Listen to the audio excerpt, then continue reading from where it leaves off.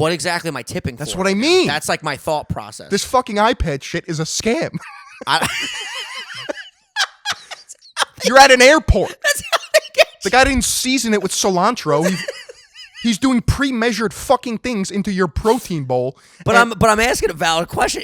Are you supposed to tip in those situations? Like, I'm curious what the meatballs are going to say. Oh, no, you're not. Look at this. Oh, shit, he's dropping mics. Oh, my God. Ladies and gentlemen, welcome back to the Sunday Sauce, your grandmother's favorite podcast. Bonus episode. I'm going to be honest. I have no fucking clue what bonus episode this is. We're too locked in to care about numbers right now. We're just way too locked in.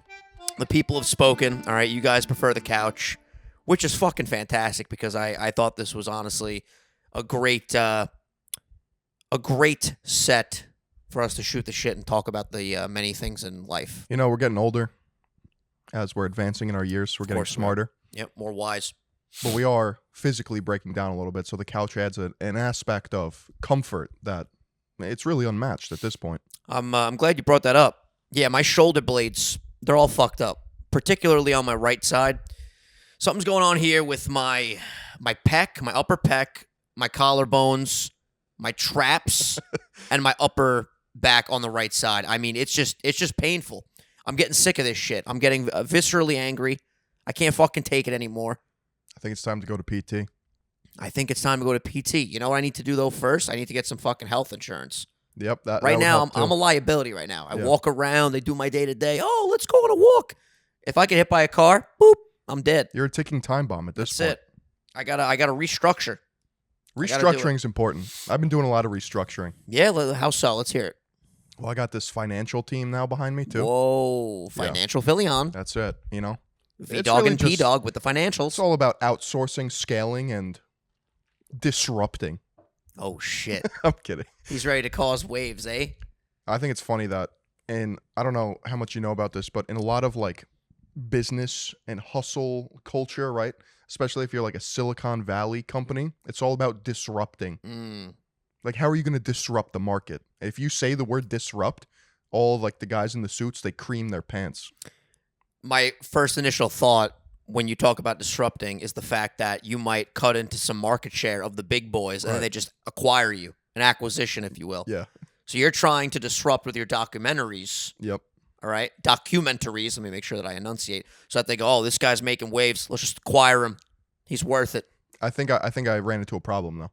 What's that? You ran into a wall? I got to gauge my audience. I mean, I don't have to, but I would like to know. Do they watch for the content, or do they watch for Philly-on? Or do they watch for both? I think it's both.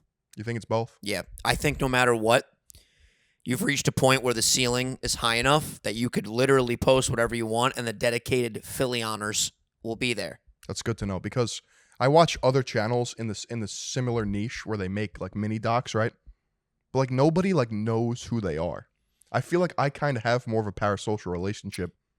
I think that's because you've pivoted so much, honestly, because I think just documentary as a medium as a whole, it's very hard to get people to care about the person that's expressing the information, sharing the information. The content is before them, whereas I feel as if I've been before the content before. And I don't think that's in every case, but I think in a lot of documentary cases, that is the situation that's going on there. You down for a little drama? Sure. I'll fill you in. Yeah, fill me in. I'll open up those cheeks and fill the crack. I'd rather you not do that, but you could definitely tell me what's been going on. Speaking of Disrupt, there's a channel called Disrupt, right? Okay. Now get this. He made really highly produced, thought-provoking. Wow. Yeah.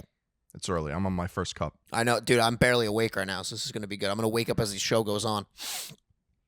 Videos about scammers, hackers, and... you know, dark, macabre stuff. Mm-hmm. Similar to my niche, but I'd say it's different enough where he's kind of in his own lane. Okay.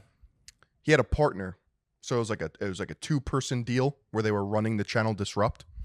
And what happened was, apparently, the main guy, I think his name is Jack, wanted to buy out the other guy. Okay. The other guy, there was like a miscommunication or some shit. It's a little unknown because, you know, there's two sides to every story. Jack decides to sell a portion of Disrupt YouTube channel. To somebody else. Get this. to anyone who wants to buy it, as if it's like a stock. Ooh. So me and you can buy part of the Disrupt channel, right? Okay. For $100 a share, I believe. Gotcha. Or $100 gets you 23 shares of ad revenue, whatever. The math doesn't really work out. He posted in the description box, and this thing got a couple 100,000 views, ultimately was deleted as a result of what happened, because in the description box, he put like an article linking the explanation of how it was all going to break down. And at the very, very, very, very bottom, there was a legal disclaimer saying that Jack, I think that's his name. If not, we'll just go with fucking Jack. Jack works. He was in $500,000 worth of debt. Aye. So basically, he was going, and the goal was 500,000. Was going to, all the money that people gave him for the shares of the channel was going to be used to pay off the debt to the person that he bought out. Because what happened was he fell behind on the payments to the buyout. Gotcha. And it was accruing interest at like 2.5%. Okay. So he dug himself a massive hole, and he was using his audience as a way to pay back the debt without telling people that he was going to use the money for that. Oh, geez. So he was on his way out while people were on their way in. Pretty much. Damn. I'm sure that, like, maybe he would have made content in the future and it would have scaled and shit, but not being clear with that in the beginning just kind of fucked him. Yeah, that's tough. What about the other guy? What is he doing? He's just chilling. He's just chilling. Yeah, I mean, he's just like, what the fuck? he doesn't really have like an issue. I mean, he's the one getting the money, I think, from Jack, because he was offered to take a buyout option. So I swear to God, I don't know if I'm just getting stupider. It's very hard for me to follow things these days. I also don't know if it's just because I just woke up, but I swear to God, sometimes I have to like sit back and be like, yo, is your brain okay? Is everything all right upstairs? Gotta like knock. We'll keep it on moving. there We'll keep it moving. So another thing that happened in the same space, basically what happened was CoffeeZilla called him out. Okay. Put him on blast. Everyone was like, yo, right? Mm-hmm. Another channel, Jake Tran. You know Jake Tran? I've heard of that. Heard of him. He kind of not pioneered, but he kind of mastered the mini doc about money, power, war, and crime. You've definitely seen his videos. He's got the red laser eyes in almost every thumbnail. Yeah. Same thing. Dude produces content like a madman. But what he would do was, say there was a video explaining the ins and outs of like the evil businesses of gambling, right? He would take a gambling sponsorship and put it on that video. So it was like an ironic. Yeah. Couple videos, sure, whatever. Haha.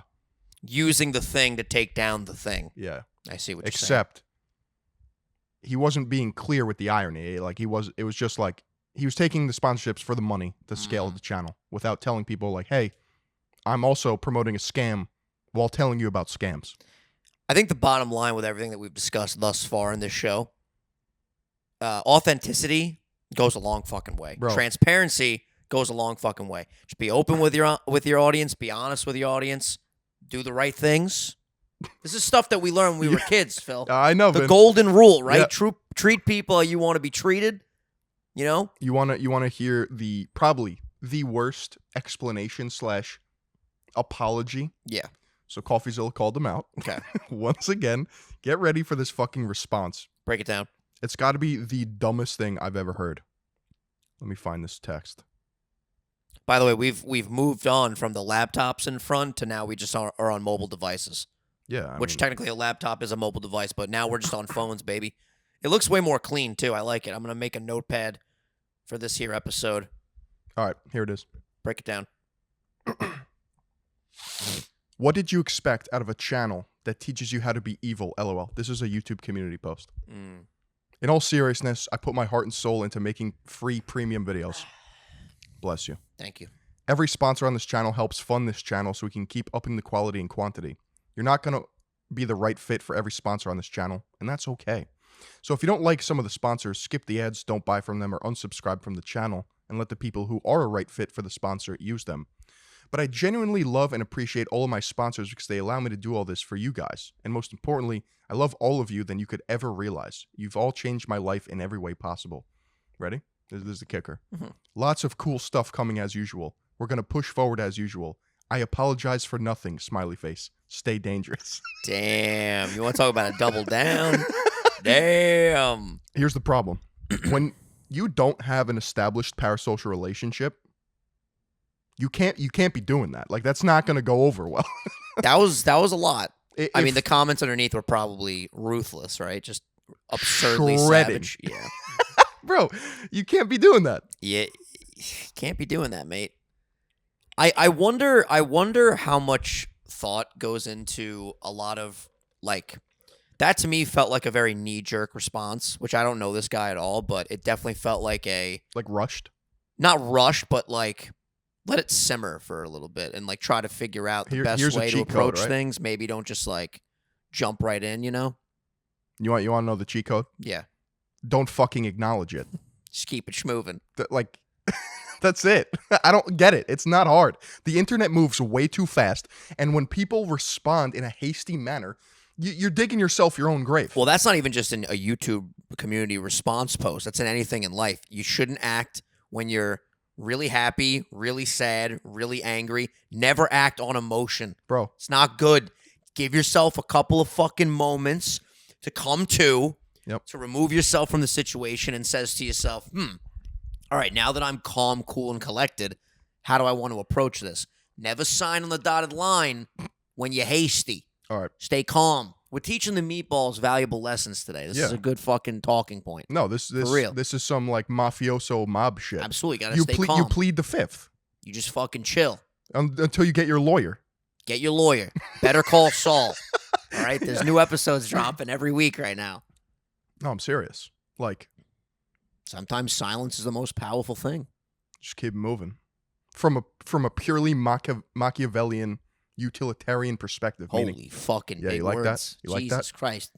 Like if Thesaurus you Phil. just want to like succeed and like sweep it under the rug, don't say shit. Now you look like a fucking asshole on YouTube community post that everyone has more more ammunition to just pepper you with. This is the thing too. There's just so many fucking people out there. Literally every episode, Phil goes, "Hey, you know, fucking remote 64 9000 underscore. You ever hear this guy?" And I'm like, "No, I've never heard of him."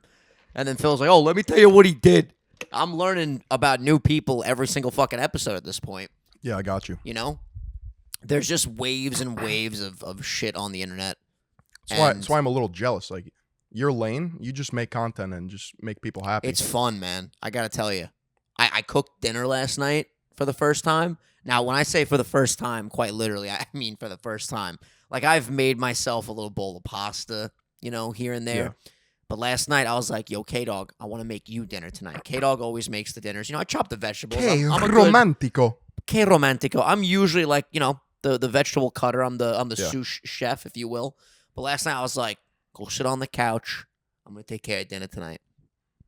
It was intense. Cooking dinner is just a glorified speed run, let's be honest. I mean, you got fucking pots fucking burning mushrooms and fucking risotto cooking up steam over here. Then you got fucking vegetables that you're cutting, and you got to figure out a way to manage all this. And time it properly. Because once the mushrooms are done, you got to put them in a separate bowl to prepare to put them back into the risotto pan at the end. And you got to make sure during that process that you got the butter ready to put in the pan. Yeah. And you put the fucking little bit of olive oil so nothing sticks. A lot of steps. Well, the best thing I can tell you is you just always want to splash a little bit of olive oil. A little bit of olive oil. It just makes everything so That's much the better. problem, too. I don't know if it's just because I'm the Italian stallion, but I could never just do a splash. Every time I'd go do a splash, flops. Yep. Just fucking... That's fine, bro. That's fine. Olive oil. Cooking is an art. Baking is a science. I got to tell you, too, I like that. I think the more that I do this, like anything else in my life and anybody's life, the more you do something, the more confident you're going to get. Last night, I was a little timid. I was a timid nature. Yeah. But if I do that a couple days a week, before you know it, I'll be on fucking America's Top Chef. Maybe Canadian's Top Chef, eh? Yeah. Since I'm fucking global. I mean, what do they say? It takes 3 weeks to establish a habit. Is that what it is? 3 weeks? Yeah. That's like a habit.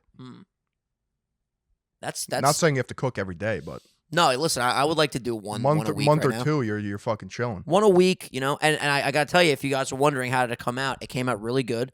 I told K-Dog, be brutally honest. She said it was really good. If I could critique myself a little bit, you know, the risotto was a little dry. But, you know, we learn, we overcome, and we come back, and we come stronger than ever. Yeah, that's it. I put a picture on my my super tweets because I wasn't quite ready to drop it on the main timeline and be like, yo, I cooked, motherfuckers. What's up? I was like, you know what? We'll keep this low-key. Thursday night, we're hanging out. You're coming to my neck of the woods. The neck of the words? Neck of the words, yeah. I'm going to go to Phil's words. I'm very excited, by the way. I'm going to give Sebastian lots of belly rubs. You need to tell me right now what type of food you want. I mean, we'll eat anything, you know? We'll go out because there's too many restaurants that are just dummy busted. Let's get it. But give me a genre. Let's do... I mean, you can't go wrong with an Italian meal. All right, I know the place. Which I haven't had in quite a bit. I know the perfect place. Let's get it. I was in the city on Sunday. Did a little brunch action. I got to get you an app. Yeah? What app? City Mapper. It's good? It'll save you a lot of money and time. Yeah? Was it for like finding new spots to go to? No, it tells you the fastest, most efficient ways to get to places. So it taught me how to use the subway system. Oh, yeah. I mean, K-Dog is a built-in City Mapper app. Oh. She knows everything. Okay. It's so astounding. Never mind. See, me, I'm just an Uber guy. Or I Lyft know or you whatever. But- Taxi, I don't give a fuck. Car, my go-to. No, I know, but Subway's kind of busted. They're cracked, especially if you know where to go. First of all, the subway system, and I know we've talked about this before, it doesn't even make any sense. It's witchcraft. Yeah. How the fuck they built all these tunnels that cohesively connect to each other is beyond me. There's a hidden, shut down subway station in the city, but you have to like walk the tracks to get to, and it's highly illegal to get there. But like it's like a fully finished subway station, and there's videos of people going there. It's fucking dope. Subways are bananas. It's like an urban, like, icon, I guess you would say. Again, you just know about these obscure things. Urbex, urban exploration. It's like glitching through a wall in Mario 64. You do the same thing. Wall clip action. You get into the back rooms. This is the back rooms of New York subway. I still got to make that Mario back rooms video. You do. My editor's going to be on like an 8-day vacation, and I'm going to fucking bulk record like you wouldn't believe while he's gone. He's going to come home to a bunch of videos in the Google Drive. We got to do something. We got to make something happen. And also, a lot of people have been asking me on stream to play that multiverse game. It's fantastic. I wanna give it a shot. Apparently, it's very co-op friendly. Like, that's the whole shtick of the game. It's co-op battling. Me and my boys do 2v2. I did some Smash Bros. Last night for the first time in a while. It was a great return to form. I'm not even kidding. This game is like... Careful. It will be better than Smash. It will be better. You think so? It has more potential than Smash. I mean, they have a lot of fucking characters they can pick from. But even the like... WB lineup is pretty fucking wild. I know, right? I mean, if you just take Batman, you know how many fucking characters you can put in there? Batman, Harley Quinn's already in there. Bro, the Teen Titans. Yeah. All the DC heroes. Ben 10 is going to be in there. That's going to be crazy. But, like, I don't know how to explain it. You know how in Smash you can do some, like, really technical stuff? Yeah, like combos and shit. In this game, the stuff you can, like, string together, like, there's, like, a class system, I guess. So there's, like, bruisers, tanks, assassins, mages, and then, like, experimental. The shit that you can, like, plan in advance, like Bugs Bunny, for example. You can, like, summon a rocket from the ground that hits in, like, 15 seconds. So you can, like, time it. Ooh, that's crazy. Or you can, like, spawn a safe. Like, you put a little, like, bullseye on the ground, and then the safe falls down, like Toontown. But, like, you can summon a rocket, put the safe down, like, fucking hit them with a 3-hit combo, and then, like, they get double whammied, and it's just, like... Who seems to be the most broken character out of all of them thus far? I feel like you got to give it to a character like a Bugs 2v2 or Bunny. 1v1? 1v1. For now. I think if you know what you're doing, probably Finn Who the fuck is Finn? from Adventure Time. Oh, okay. Wow, that seems obscure. If you know what you're doing, Finn is dummy busted. Fucking Finn, man. I think the skill cap, though, for an Arya Stark is... Like, if you're the best Arya Stark player in the world, you might never lose. Who would be the equivalent of a heavy character like a Bowser? Because, you know, I mean Bowser. Superman. I mean, come on. You got to make him Superman's heavy, right? sick. I would also say, in 2v2, Iron Giant's the... Because Iron Giant! He's fucking huge. I used to watch that movie all the fucking time. Like, the characters are to scale. They so scale. Iron Giant is like 3 times the size. Like, yeah, his hitboxes are bigger, but he doesn't fucking die, and he hits everyone on the map. That's pretty cool. Yeah, me and K-Dog, we finished Stray, and we're like, yo, what should we play next? We're going to start that game, It Takes Two, which I think we may have brought this up in a member episode or a stream or something, but we've kept it pretty low-key because I want to, like, surprise everybody with how hyped this is going to be. Me and her working together to get through a game is just going to be hysterical. She's a very intense gamer. It's a great game. I'm very excited. And a new thing that I think I told you about, Brooks, he is making me like highlighted standalone videos now from multiple streams. So there's about 5 streams that we did for Stray. We beat the whole game the other night. He's going to take that and make it into a probably like, I'd say 15 to 30 minute video. That's sick. And that will exist on Original 151. Been uploading a short a day on TikTok, Reels, Instagram. That's continuing to happen. If you guys have any moments, by the way, that you want to see turn into a short, go to my Original 151 channel and comment on the community post and leave a timestamp and suggestion, because there's so many moments, but finding them is definitely a difficult thing just because there's, 1,300 plus videos on that channel. Just got to get syndicated. That's the fucking goal, man. Syndication. Yeah. I got to get syndicated. Yeah, man. I got to figure something out because I always do this thing where like I wait till like the end of the month to pump videos out. I mean, that's the story of every YouTuber's life, especially a YouTuber with I don't want to do sponsored that. deadlines. I don't want to do that. I mean, it's not a YouTuber thing. It's a procrastination thing. It's like most things are due by the end of the month. So I always feel super comfy at the beginning of the month. I'm like, la da da da da. Straight vacation. Yeah, and then middle of the month, you start getting a little sweaty. And You're then at the end of antsy. the month, the last week of the month, forget it. It's hell. It's that fucking gif of SpongeBob running around in his brain with all the fucking shit on fire. See, the problem I have is You're your own boss. No, we'll move on after this content talk. But the problem I have is like what we kind of talked about before. It's like, what do you watch from me or like the video? So like, or not the video, the topic, the storytelling. Like if I make a video on something, it's like people have already made videos on that, and I'm just like, it's not like new or fresh. Like you got to put your Philly on twist on it. I guess, but it's the same thing in the gaming community. I mean, like, when a new game comes out, we're all fucking playing it. But like the Bored Ape shit, like that was like nobody's done that. Well, people have talked about that before. You just took it to a whole nother level, right? So that kind of goes back to what we've been talking about as far as like, that's a little different because you're looking at topics versus like looking at broader things of like what games are working, what topics are working. I just don't know what the fuck to make videos about. That's really the end goal. Maybe you should make a subreddit.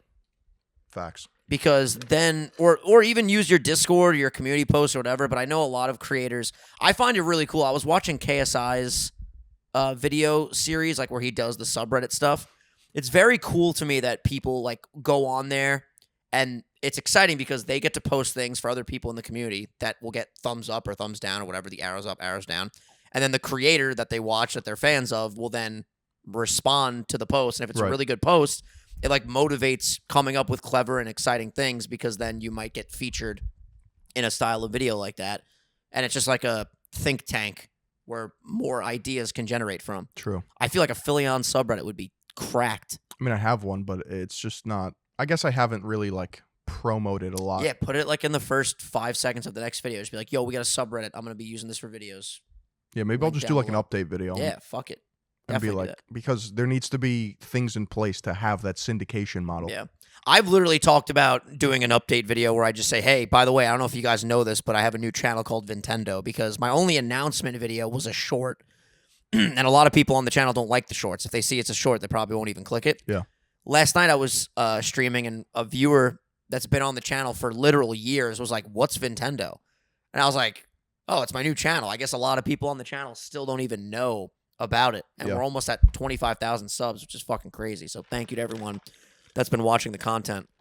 But yeah, I even thought about making a subreddit just for like highlighted moments and ideas for clips or shorts or whatever, and also playing other games. So you guys can suggest stuff there. So we'll see. End goal though, I know like my plan. Yeah? Yeah. You know the end game? I know a piece of the end game. That's good though. You gotta know where you're going.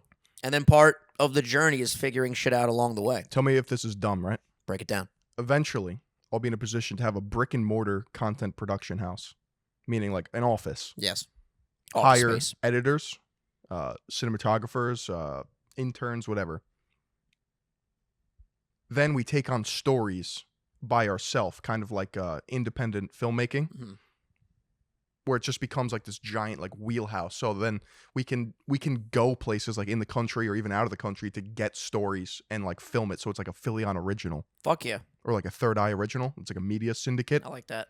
Instead of like just have like making YouTube videos, right? It'll have a lot. It'll like a Vice or a Vox or like a like a media network. Yeah. It's like Kevin Hart has his Kevin Hart stuff, but then he has the Laugh Out Loud network. Right. Heartbeat Productions. Once you scale from one individual creator to a branch of creators, Collective. a collective, a unit, a team, sky's the limit. That's it. You know? And you got to find people that are motivated, passionate, and driven, just like you. And better at the things that you are. Not because, you know, a creator with a lot of experience is kind of like a Swiss Army knife. Like they're like a directorial position, I feel, or at least that's how I feel. I already know where you're going with this analogy, and I love it. Whereas, like, you can hire an editor that can edit faster than you is just a straight up editor. In your Swiss Army knife, you know, you might have a little scissor. Yeah. But why use that little tiny scissor when you can hire someone that comes through with a barbershop scissor? Exactly. How you doing? Yeah. And then when you do that for all the weapons in the Swiss Army knife, You're not a fucking. that's how you fucking blast off to the stratosphere. Yeah, that's the goal. Yeah, man. I'm excited for the future and also just excited for the day-to-day right now. I had this like mentality. I woke up the other morning and I was like, fuck, I have so much shit to do today. And then I literally just like tried to trick my brain into be like, yo, shut the fuck up. Like, you have an awesome job. Things are good right now. Look forward Perspective to all of it. And then literally just flipping that mental switch in my brain, I ended up having an amazing day. Yeah. Because listen, anything that you're doing, even if you're super fucking passionate about it, a lot of stuff on your plate can definitely lead to some stress and anxiety. And especially for me, when I have like a lot to do on my to-do list, I tend to get a little bit fucking crazy. But I've been getting better at it now. Like if someone asks me to record and I already have 2 things to do that day, I'll be like, I can't do it that day. Let's do it the next day. Yeah. And just spacing out my day has been way better. But aside from the content talk, I went to the city on, what was it, Sunday. We did some brunch and we did like a Mexican brunch place. We had some chips and salsa. You get huevos rancheros. What is that? It's like eggs and beans and. No, but I did do a breakfast burrito, and I think that had eggs in it, and it was fucking spectacular. Bottomless drinks. Nice. You know, even though we went bottomless, we were there for like 3.5 hours, and you didn't realize that you were there for 3.5 hours.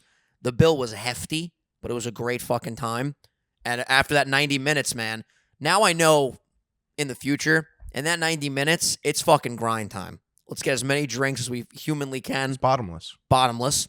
Because the bottomless ended and we kept ordering sangrias. And that's how they get you. After that 90 minutes. City prices, you're talking like 16 a glass. Whew, it was intense. And we got a lot of shots. The shots fucking destroyed us. I went to a concert last night. How was that? Where'd you go? So I went to the Brooklyn Mirage, which is a venue. It's probably the coolest fucking concert venue I've ever seen. BK, baby. It's in Brooklyn, and it's like this almost like Egyptian like pyramid type thing where there's like turrets. It's almost like the wall of a castle with like different like sections, you know what I mean? Yeah.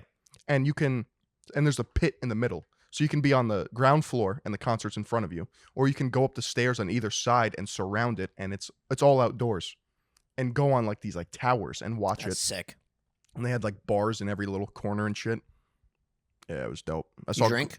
Yeah, I saw Glass Animals.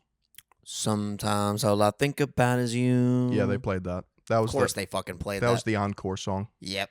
Gotta do it. It was really sick. Wait, so they did that and then they did an encore of that again? No. Or the concert was over and then they did that? The concert was over. They said peace out. That's what Eminem does with Lose Yourself. Yeah. I wouldn't, fully know from firsthand experience because I've never been to an Eminem concert. I got to do that. Also, I gotta be honest. I'm a little jealous of a fellow YouTuber. Have you ever heard of No Life Shaq? No. All right, so Shaq is a reaction channel for the most part. That's like his bread and butter, and he reacts to a lot of hip hop music, particularly Eminem. His Eminem reactions are fucking hilarious. He like breaks down the lyrics. He freaks out. He jumps up, runs around the room. Super entertaining content. Eminem knows who Shaq is. And I think this was like 2 years ago. In the past, Eminem has liked one of his tweets, and everyone in the community was like, holy fucking shit, because Eminem doesn't like react to things or like interact with people, whatever, that are in the YouTube space at least. And then for the new Curtain Call 2, Eminem sent him the CD early, and he gave Shaq the green light to react to the unreleased song before the album dropped. And Shaq posted it on Twitter. Eminem retweeted it and left a comment on the video. So you're trying to be that guy. I just seeing that it's possible for a new age digital creator, a schnoottuber, to get the attention of the greatest rapper of all time, to me is inspiring as fuck. And I'm not gonna lie, Shaq, I envy you. That was one of the coolest fucking things I've ever seen. I wanted to post under his tweet, "How does it feel to live my dream?" Yep. I was trying to find that clip, but it's just so fucking cool. Like, it goes back to that bit that we repeatedly go to on this show where we're like, oh, who knows who's listening? Is Leonardo DiCaprio fucking tuning into the Sunday Sauce? He's a major Sunday Sauce fan. You really never fucking know, and especially with apps like TikTok and Instagram Reels and stuff like that now, where there's content that's just fed to you and you don't click on things. Literally anybody on this planet could see something that we put out, and to me, that is like such a crazy fucking medium and an insane time that we're in, that's a possibility. So, Patty, if you decide to make this into a TikTok, if you're someone that is an A-class celebrity, is that what they call them, A-class? Blue check marks. If you got a blue check mark, all right, comment on this video. If you're a Smurf. Yeah, comment on this video and say hi. That'd be very cool. I want to do a little experiment. There we go. There you go. So maybe there's a TikTok right now in the ether that has just a bunch of people with check marks saying what's up. Interesting you brought up the ether because I saw Everything Everywhere All at Once. So this is like the greatest movie ever made, apparently, right? Wouldn't call it the greatest movie. Because I've heard really good things about it. It was really entertaining. By the way, I was thinking A-list, not A-class, but it's the same shit. Anyway, go on. It's an A24 film, so immediately it has my attention. Yep. Piques your interest.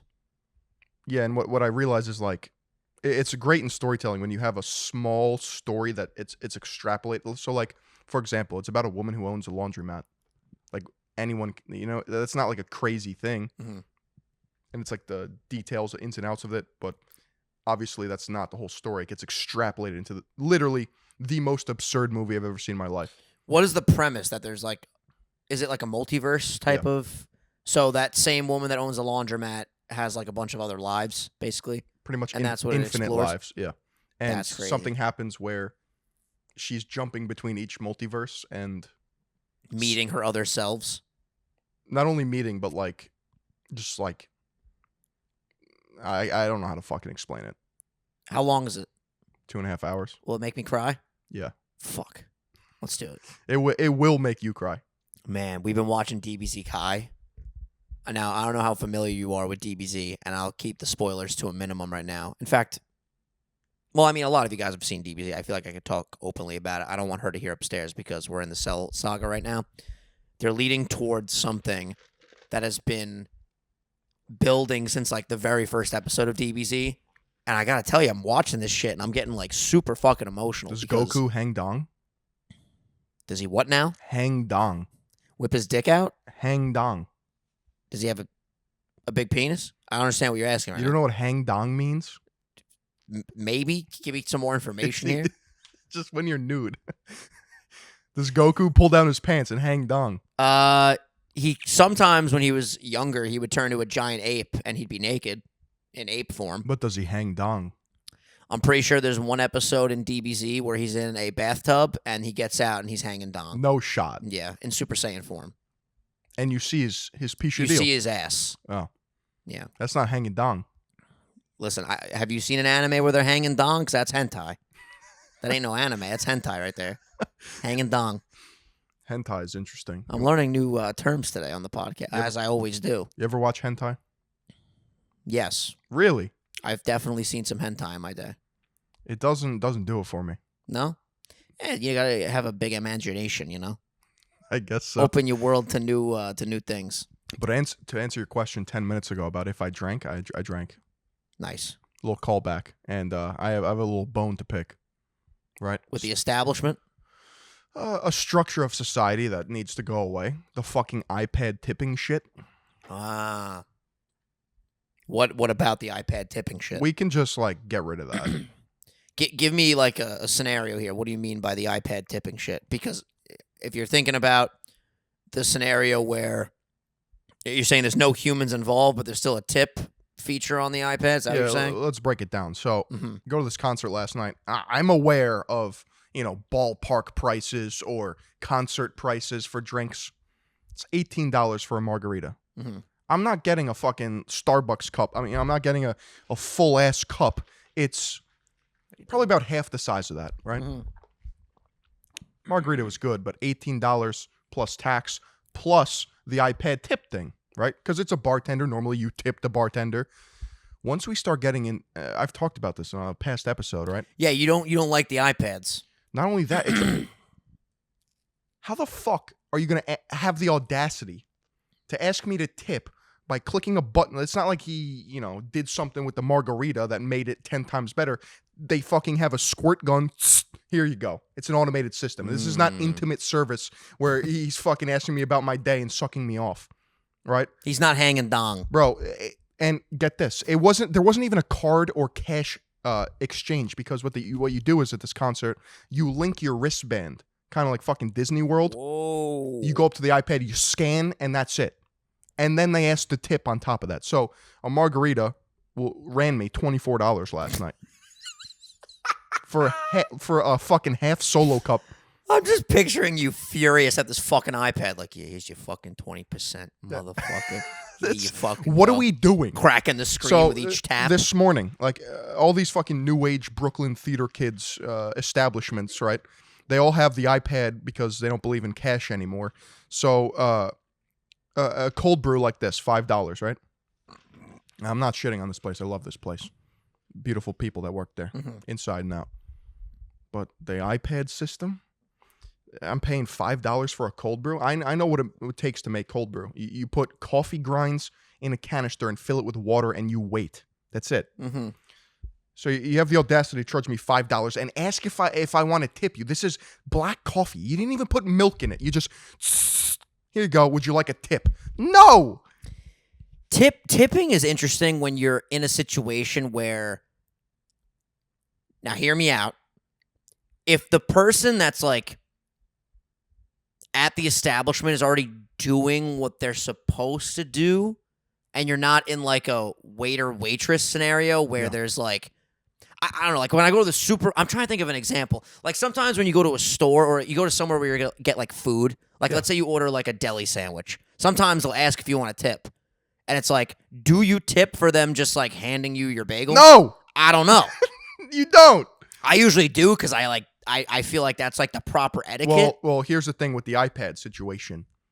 It's in your face, and it asks. It's like expected for you to do it because it's 15%, 20%, 22% other. For me to just avoid this, you have to click other and then click 0.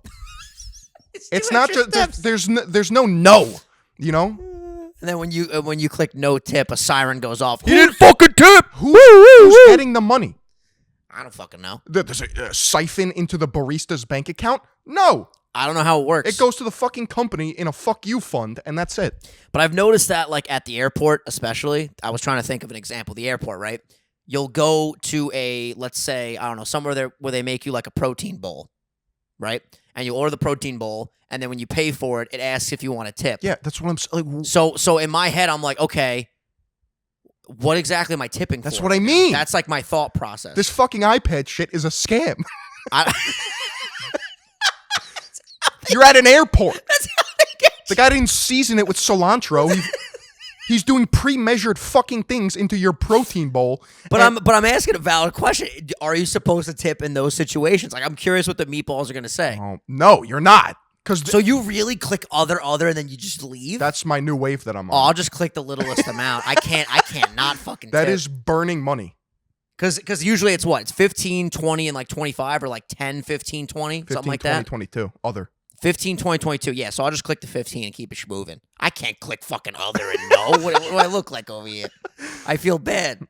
But like on the flip side of that, like when I'm out to dinner and there's a waiter and he's doing a great job and he's like, he cares and he's telling me about specials. It's and expected to tip. He's constantly filling up my water and like going the extra mile. Like, fuck yeah, it's dude. Part of the culture. An awesome tip. This iPad shit is a scam. But are we just fucking boomers now? Like, are the young kids coming up like... Nobody wants to tip on an iPad.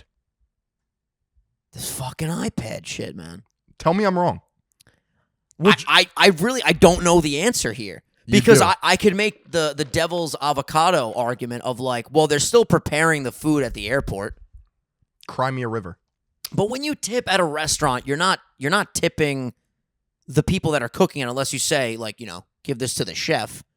If you're tipping, it's going to the waiter It's or the waitress, service, right? Yeah. But other countries they abolish tipping and they just pay them more. Oh yeah, that's so culturally speaking, this whole tipping culture, like you can argue for or against it, whatever. And we invented the iPad. We fucked up on all ends over But here. now this new fucking market of placing motherfuckers, it's the dumbest shit ever.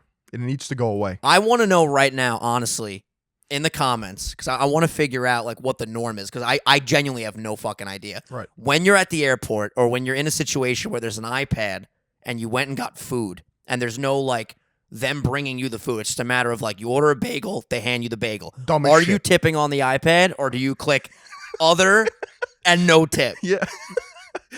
What are you doing in that situation? And why? And yeah, like literally, like I want you guys to break it down and be like, do you do it? Do you not do it? Because none of us know where that money is going. Yeah, no clue. It's not. They don't have enough. But why do I feel bad for not doing Because it? the fucking iPad. the It's iPad. built into the system of it. Yeah. It presents you how much would you like to tip, not would you like to tip. I don't want to fucking tip. You didn't do shit. At the same time, though, I do like the. No. I do like the set amounts. Like for example, when I get a haircut, right? Yeah. When I get a haircut in Canada, it's over here. First of all, everywhere I've ever been to a barbershop, it's always fucking cash only unless I fucking Venmo the barber directly, right? Yeah. It's always like you have cash and there's an ATM in the fucking barbershop. When I go in Canada, they give me the little device I put my card into, and then they give you the prompts, whatever it is, the 15, 20, 22. It's fine and easy for things and establishments where it's expected to where tip. there's an actual service. Where it's expected to tip. So you don't have beef with iPads. You have beef with iPads in locations that they shouldn't be. I also have beef with iPads because it allows for this structure to happen.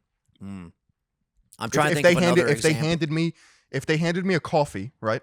I spend my fucking $6 hard-earned dollars on a coffee. And yeah, call me the asshole for spending $6 on a coffee. However, if they handed me a notepad with a pen and said, would you like to tip? Circle which one? A lot of people would probably circle no. The iPad It's just way too accessible. It's way too accessible. It's in your face. Bright colors, bright screen, and it's a click of a button.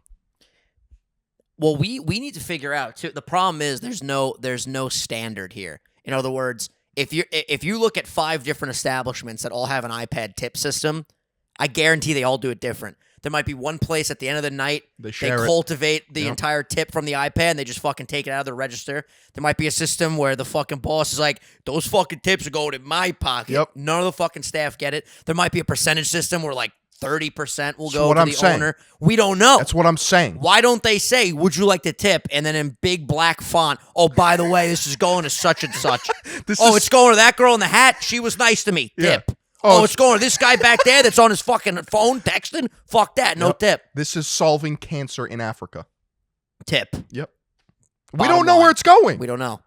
Fucking bullshit. Shit's It's crazy. a load of horse shit. It's another thing, too, in a lot of these situations when you pay.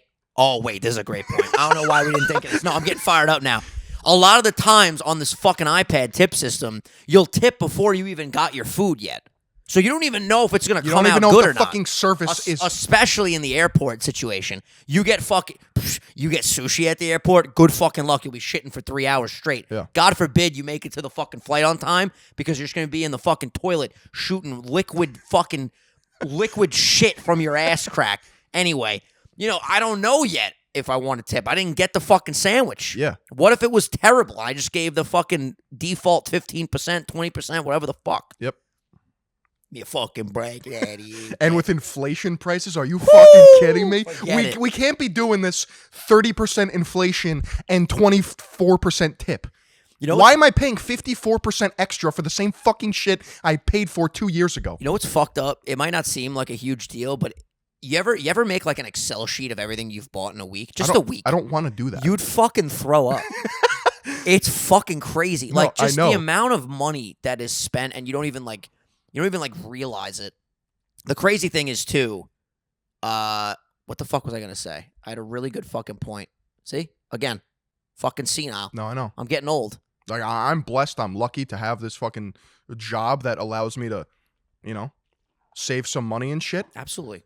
If me or you were just like working a typical job at like a fixed rate, we would be fucked. Bro, I've definitely talked about this before. I used to think about everything that I would buy in terms of how many pails I would throw into the garbage Yeah, truck. because you have to. Literally, I'd be like, God fucking damn it. You have to. I'd be like, motherfucker, that fucking sandwich was 33 pails. No, it's insane. It's fucking crazy. You can't be asking me to spend $6 on a coffee and to tip on that. I had so much fucking garbage I'd throw out yesterday. I don't even know why I just segued here, but I called my dad. I was like, yo, serious question. Are they going to get, like, pissed when they pick up this fucking load? Because there's a lot of fucking garbage. He goes, listen, you got to consolidate it. Yeah. Break boxes into boxes, put them in other boxes. Me and Kylie did a great job. We consolidated everything. I wouldn't mind tipping the garbage men. Of course not. If I put extra stuff out. Absolutely. They're doing a service. Absolutely. They're working harder. There's not an iPad picking up the garbage. There's sweat equity. Now, when we get to that point where there's the garbage they're man, not knocking on your door presenting you with an iPad. Hey, for me to pick this up for you today, you're going to have to tip me 22%. Oh, I see your perspective as well. You're looking at it from like a don't ask me. It'll come if the service is good. Don't put it in front of my fucking face. Yeah, I'll be the judge. I'll be the judge. To tip you based on your service. I'll be the judge, the jury, and the executioner. Don't put your iPad in front of my face. Gosh. Yeah. Unbelievable. I hate when I have a good fucking point and I forget, especially on a podcast forum. Yeah. Even when you're just hanging out with your friends and you have like a good thing you want to add to the conversation, you forget. That shit'll stick with you all night. It'll fucking torment you. At least it does for me. I know. I'll be fucking sleeping, wake up in the middle of the night. Oh, the fuck was I going to say? You ever wake up in a pool of sweat? Sometimes. It's not a good situation. And you're out of breath? One of those? My dreams lately have been a problem. I think something's happening up there. I had a dream I was the Hulk last night. She-Hulk or just the Hulk? No, I was just regular, standard Hulk. Hulked out. I was taking a math test. Hulked out. Now, hear me out. Hulk is a big guy, right? Big dude. He's right behind you. You guys can't see it, but it's on the wall. I got a Hulk. Do you think his meat and potatoes, his piece of deal is proportional when he goes Super Saiyan? He's hanging dong. Yeah. When he goes Super Saiyan, yeah. Because like if he had his regular cock and balls on that body, like what are you doing? I'd rather just not look like the Hulk. Yeah, the problem is like even if you have a 10-inch cock, when you go Hulk for him, yeah. What are you doing? Looks like a fucking little bean shooter. I know. Forget about it. Yeah. I don't get how bodybuilders are okay with getting enormous and then oh shit. Yeah, well, you know, the human form. Unless they're all fucking hung or they just don't care. Unless they're all hung like Seabiscuit. You know? I don't know, dude. Yeah, it's crazy how big these fucking guys are getting these days. These bodybuilders, man. What the fuck are in these chemicals, huh? Unbelievable. I was honestly thinking about this. I went to the gym yesterday. We did a leg day, right? My new favorite thing to do, I don't know if I told you this yet, middle of my leg day, we do an RDL assault bike superset. Yeah, you tell me this. Wait. Shit's fucking hard as fuck, dude. Yeah. And you're on the fucking bike and you're sweating. You ever work out so hard at the gym that you look around at the other people in there and you're just like, oh yeah, this is a simulation. You just feel it. No, I've never done that. You've never felt like just the NPCs around you are truly NPCs? So you worked out so hard, you now developed an egotistical sense of main character syndrome. I literally broke the fucking fourth wall. The Matrix. I broke through. I was so out of breath, and maybe it's just because I was becoming faint. Oh, that could happen. It definitely could happen. But it was a good workout. We went on a walk last night. We did our nightly walkies, which we got to get back into. Little walkies? And we did like a nice like 15, 20 minute You got your walk. steps in? Got my steps in. It was very good. I got to close all my Apple Watch wings. If I don't close all my rings, then I'm not a good boy. I got to close my wings. But it was good. I noticed how out of breath I've been. I talked about this on the public episode. Fucking Tony Soprano. It's just the nitrates. Who's a fucking gabagool? We got any fucking prosciutto? You know? Shit's fucking crazy. We went to Magnolia Bakery. Got some fucking pudding. Did you get the banana pudding? Yes, sir. How fucking good is that? That is literal crack cocaine. The banana pudding at Magnolia Bakery. Again, another situation where the the iPad asked to tip, and I did.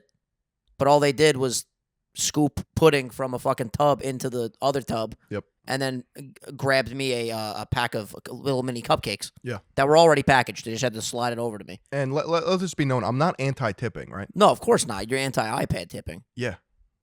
1,000%. You're anti-tipping when it don't make sense to tip. If there was a jar that said tips appreciated, sometimes I'll slap down a couple I love bucks. those. The old school, just like piggy banks. Cash. Fresh garol. What am I fucking doing clicking an iPad? But I digress. How is this pudding? It was fucking good. Granted, when I ate it, I was pretty fucked up. Yeah. By the way, we didn't even really cover this. I was shit-faced on Sunday. Shit-faced. I haven't gotten that drunk in a minute, and it was a day drunk. So by 7 p.m., I had a migraine like I got hit in the back of the head by a fucking shovel. I think my least favorite feeling is when you wake up hungover and you feel like you're out of mana. You ever feel that way? Yeah. Like you feel like fine, but you're just out of mana. Bro. You're drained. Not to hit you with the, when I was your age. Listen to me right now. You feel like a plant that needs water. But Your hangovers are just going to get worse with every passing week. When I get hungover now, I can't function as a human being. I think that's why my brain's fucked up these last couple of days, because I drank on Sunday. It's fucking Tuesday, and I'm still reaping the fucking, not reaping the benefits. What's the flip side of that? sewing. I'm in the woes. I'm in the woes, Phil. This shit fucking hurts. And you feel stupid. You feel sluggish. You do feel stupid. You got to sweat out the toxins. Elliptical, baby. 20 to 30 minutes a day. How you doing? Yeah. Sometimes I'm doing the elliptical. I'll jump on one leg. I want to know what it feels like to get an IV after you get hungover. Apparently, that's amazing. Yeah, no shit. You just like replace your entire fluid system with just fresh fucking water and salt. It's unbelievable. That's why we just got to be loaded, man. That's why we got to shoot for the stars. And then maybe we would stop complaining about tipping on iPads. It wouldn't even matter at that point. Listen, I do it. I know you do. All right? I do it too. I'm the fucking guy that does it, but I don't like to do it. And it's not because I didn't like the service. It's because it asked me to do it. A lot of people are wired that way. I think it has to do with childhood. You know? It's one of those things where, like, if you were going to take out the trash, right? And then you get home and Wildy's like, take out the trash. And you were like, I was going to do it anyway, but now because you just said that in that tone of voice, guess what? Laying on the couch. Not doing shit. Not doing it. I don't know why we're like that. So many people are like that. I think, honestly, everyone's got a little bit of that. It's like, if I was going to do something and then I get, like, told to do it, vacation Miss me time. with that shit. Miss me with that noise. I hate authority. It just has no place in my life. I hate the man. Fuck the establishment, dude. Yeah, I mean. That's why you hold a Shure SM7B and you don't have a mic like mine. You know, I started doing this. Fuck the establishment. I started doing this on my channel, and I realized a bunch of other people started doing it as well. Oh, shit. Yeah? Because I showed them that it's capable as long as you have forearm strength. Yeah, as long as you're jerking off 3 times a day. If you're a man, you know. As long as you hang dong. Metaphorically a man. You could be a woman and do this too, but if you don't have the mindset to hold it for an extended period of time, then... I like the dainty stand-up comedian mic. This to me just feels natural. I think I unlocked it for everyone else. You know, like you're playing a video game and then... Well, it was like in a speedrun sense, you achieved a new type of glitch, and now everyone's doing it, and they're shaving time off their PB. I wish there was a way to see how many trends I set. When that's a cool app. Call it Trends with a Z at the end of it. Bro, I'm telling you, they call me the Helix because everyone's sleeping on me. Sure. Was our code Sunday? Yeah, I don't know. I think it's code Sunday. Save yourself some money on a fucking mattress. I fucking love the Helix. I lay on that shit all the time. I know. Look at us just giving them a fucking ad spot. That's how much we love them. They deserve it, honestly. They're fucking excellent. Let's touch base a little bit on the KSI Jake Paul situation, because the story on it developed. Literally, it was developing while we were recording, and then more stuff happened as the day went on. Yeah, Are you updated on what the situation is? Jake Paul, I'll fight your ass next year. I don't know, some shit. The fuck some was dumb that? shit. Conor McGregor. I don't know. This is what happened.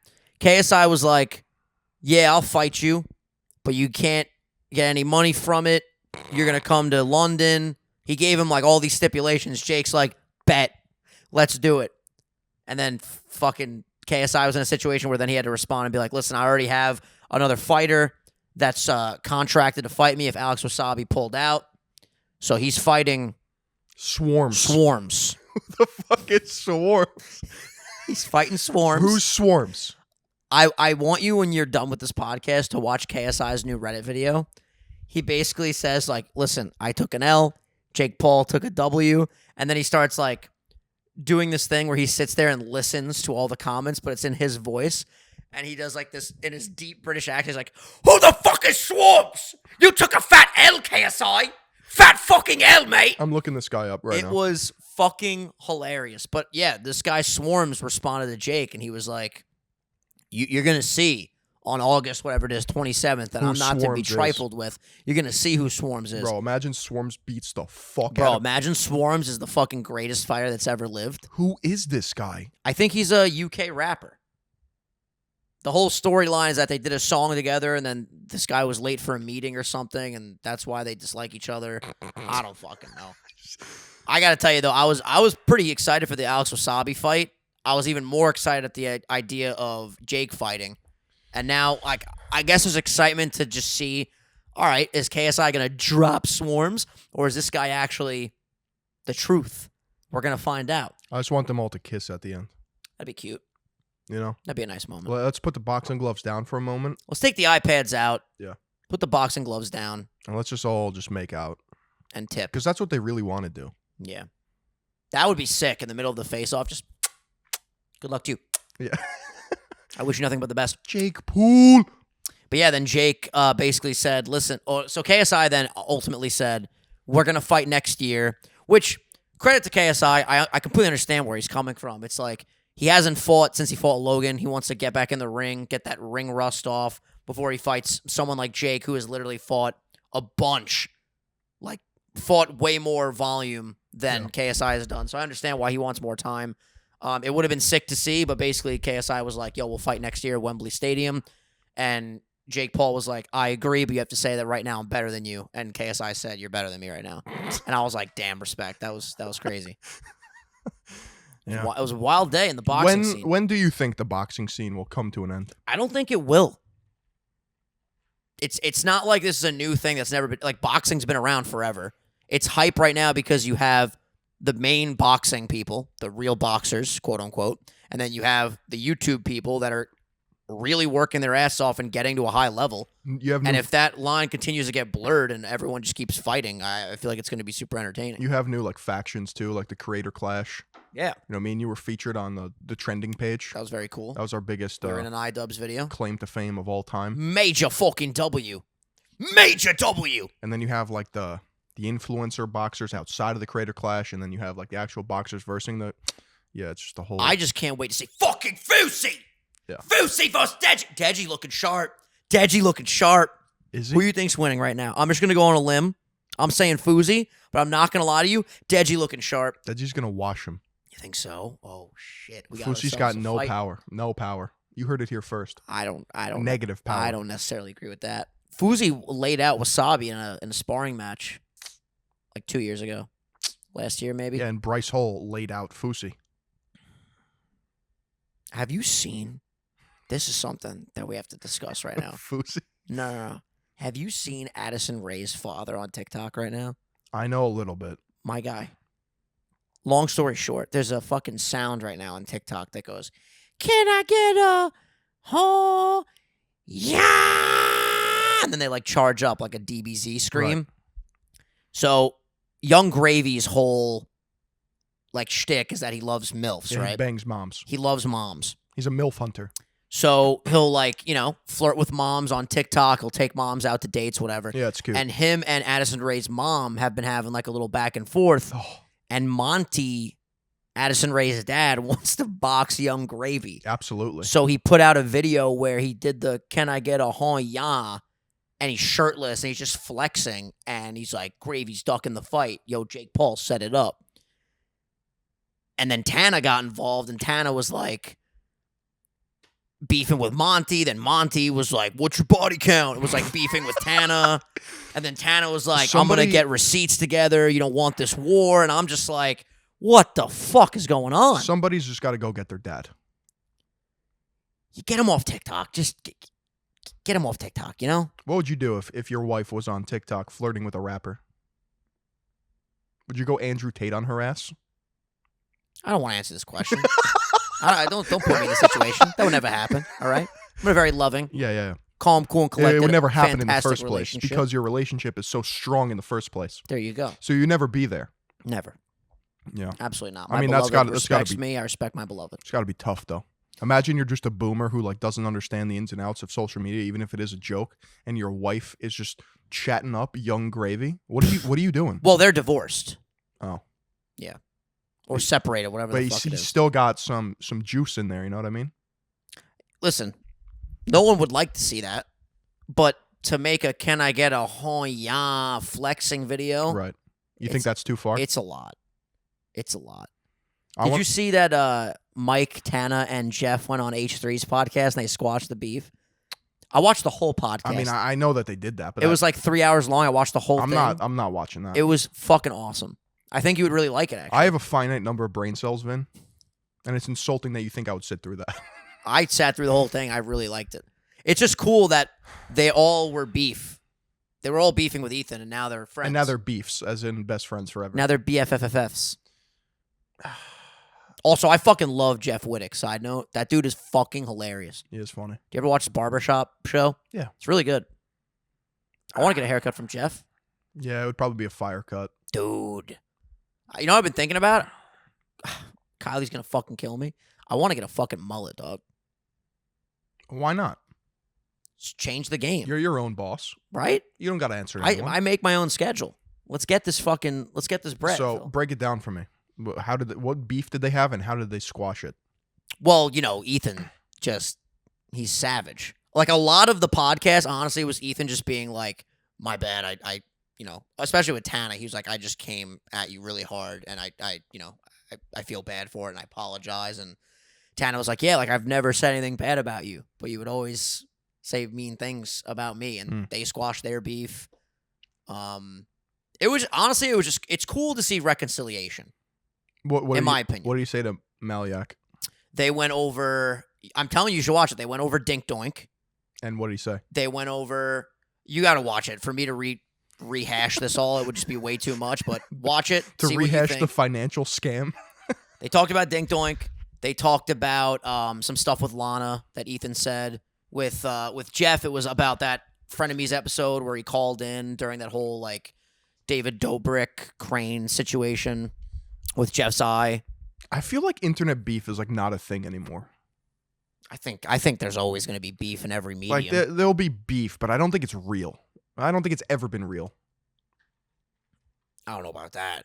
It seems frivolous to me now. I don't get it. You don't think if Addison Rae's dad saw Young Gravy on the street that he wouldn't press him? Young Gravy's 6'6", so Young Gravy is a big fella.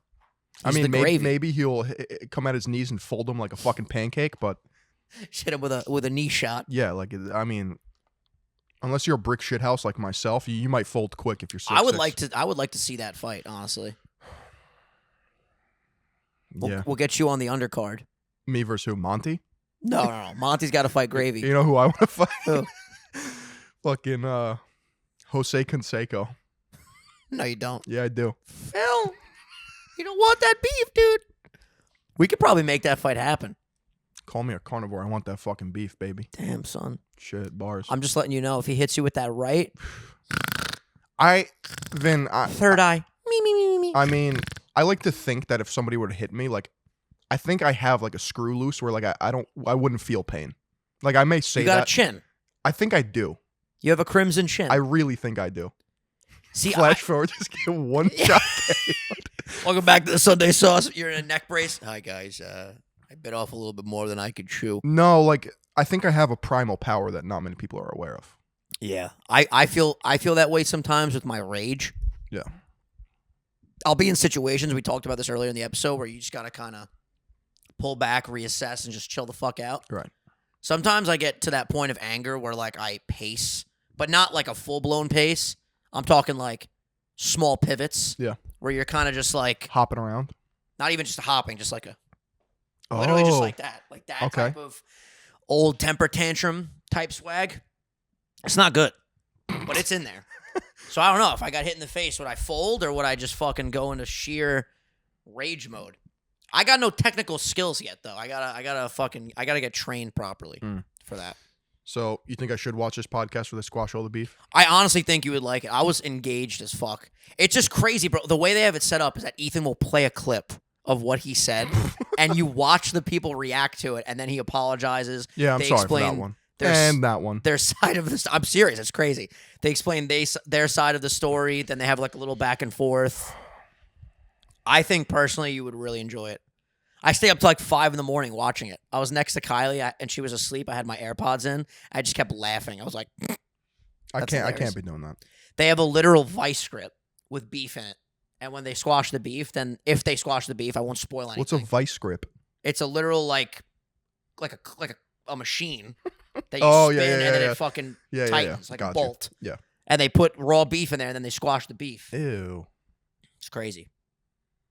Yeah, I don't know. I think though, if those individuals made up and are civil now, I think anything's possible. And I think that's a beautiful message for people. There you go. Because no matter what, if you're beefing with someone, honestly, to turn this into a very serious fucking conversation, a lot of people have beef with family members over like very trivial things. I noticed that a lot just from like my own relationships and seeing people in life and just going through growing up and getting older. It's like I feel like a lot of the times when there's friend beef, it's usually more intense than family beef. Like family beef could be like a little thing, or it could be a massive thing. It's very true. Yeah. Yes. It's both sides of the spectrum. Yeah. But sometimes, there'll be a situation where they're like, yeah, we don't talk to Aunt Carol anymore. Yeah, Aunt Carol, she cheated on her husband with Dom's brother, and now they have 4 kids together. Well, that's intense. Yeah. I was going to drop an analogy like, yeah, Aunt Carol spilt the potato salad at the picnic. We don't invite her back anymore, Yeah, family drama's fucking stupid. It's all just, everyone's like, oh, we don't talk about that. It's all hush-hush. Grow some fucking nuts. Put it in the open. Yeah. Let's have a fucking intervention. Let's box. Let's fucking fucking wail on each other. Now that's entertainment. That's what I'm saying, bro. Imagine everybody in the Paul family fought each other. Fucking Greg fighting Logan. Logan fighting Jake. What's up, folks? GP coming at you. Oh, by the way, the Andrew Tate, Jake Paul fight is rumored for October. It's not happening. Okay. It's not happening. Listen, I'm not going to say I told you so. I thought he was going to fight Logan. But a fight with... Oh, I remember now. Both brothers might fight. Tate's brother might fight Logan, and Tate will fight Jake, is what the rumors are right now. That's a big boy. This is going to be sick. That's a bigger boy. We might have to do a live Sunday sauce during that shit. That's a bigger boy than LP. Is he big, the brother? Tristan's huge. Yeah? Yeah. Give me some stats. I think Andrew's 6'3", Tristan's 6'4". Tristan's like 240. I mean, I'm pretty sure they're both on Trembolone sandwiches. Something, bro. They just, yeah. Their inflections in their voice are so funny to me because they're exactly the same. Like, they sound so Tristan commented on one of my Instagram posts? Did he really? Yeah. Like a nice comment? I don't think so. Oh, boy. Because I made a video. I wasn't even trashing Andrew Tate, but this was months ago when I made the Andrew Tate video where I was just confused because I couldn't tell if it was a bit or not. I couldn't tell if it was joking. Mm-hmm. And I was doing like the typical like alpha male fucking takedown video. The breakdown. And like whatever. So Tristan like I had a picture of me like on a beach, like in like a Instagram baddie pose, and I don't know, it was some dumb caption, and he just put like a laughing emoji face, and that was it. He wants to smoke. Yeah, he wants to smoke. Get you on that card. We'll make some calls. I don't think it's happening though. I think for me, I think it will happen. We'll see what happens. Just when it does happen, I inevitably send you the fucking poster of the two of them just on Instagram. I want some respect on the next podcast episode after that. I want some respect on my name. We'll see what happens. I also want to find I can't decide still. Maybe I should just stop fucking trying to decide mentally and just go for one of these, but I can't decide whether I want to do like an MMA class or a boxing type or lessons. Yeah. But if I did boxing, I would need to find a gym in Toronto and also here. That way, when I go back and forth, I can continue. Boxing's definitely the move. I feel like that is the move, right? I want to train these. But I also want to be able to kick someone in the jaw if I have to, Phil. You don't have to be doing that. Phil. You could just pop them with a 1-2 combo, you know? Yeah, but how? Okay, let me paint the scene real quick. Let's say we're out, me and you, right? We're out with a bunch of friends. Let's say we're at the Nest. altercation breaks out. You're not picking up your legs to kick somebody. But let's say, I'm just bear with me with this hypothetical here, right? We're at the nest, taking shots, fucking music's bumping. They don't have the live guy that's screaming. They have like regular music playing. It's a nice atmosphere, right? All of a sudden, guy walks in, starts an altercation. Now, what would make all of our group flip out more? If I just fucking punched this guy and laid him out, or if I fucking windmill kicked him? If I windmill kicked an individual and you saw that shit, you'd be like, what the living fuck was that? Yeah, that's true. But And I'm not saying it's all, for the optics, but I just feel like kicking someone in the face is more badass than the punch. Because I feel like it's more rare. Right. You don't see that as often. Or you could do jiu-jitsu and put him in, you can make him suck his own dick. And make him tap out in front of everyone and humiliate him. I'd make him into a human pretzel. Yeah. And then I'd go, excuse me, can we get some mustard? Thank you. And then dip his him in the fucking mustard. nose in there. And then I'd say, thank you. Do you have an iPad so I could tip? Bam. It all comes full circle. I mean, I wanted to get into boxing. I went to the boxing place actually in my town. They were fucking closed. Gotta go back. Got to go back. And, it's stupid because they have the hours on the door and they weren't there during the hours of operation. Unbelievable. I'm getting more like, I'm like a curmudgeon. Like, little shit like that pisses me off. I really do believe. There's got to be principles. I believe in life when little things start to get to you, and this is a serious point. You got to masturbate. You got a problem building. You got to masturbate. That. But seriously, when little things start to irritate you, I think it's a reflection of a bigger underlining issue that maybe you haven't come to terms with, maybe you haven't reflected on. Because I noticed it with myself, speaking of personal experience. When let's say, I don't know, I'm fucking driving and I hit a pothole. And it's annoying, But if I'm having like a really bad day and some shit's bothering me, that'll be like a, what the fuck, motherfucker, why don't they fucking fix these fucking roads, right? Yeah. But on a day where I'm having a good day, it's like, oh, shit. What are you going to do? Got 3 other tires. It's perspective. I don't need fucking 4 tires. I only need 3. Other shit, too. Like, you wake up, you stub your toe. It'll fuck your day up. But if you're in a good mood, it's like, fuck. Oh, shit. All right. Let me go record. For me, it's more with people. People annoy you. What's wrong with people, huh? It's just like have some principles. I don't know. What's the point of going through life without principles? You got to show up. And I'm guilty of some of this shit too. We're all guilty of it. Like being on time. I'm the worst. They used to be a big problem. I'm the fucking worst. But then like my girlfriend explained it to me. She's like, no, like being on time is like bigger than like you. My football coach always said, if you're not 15 minutes early, you're fucking late. Bro. If you go through life with that knowledge, you're built different.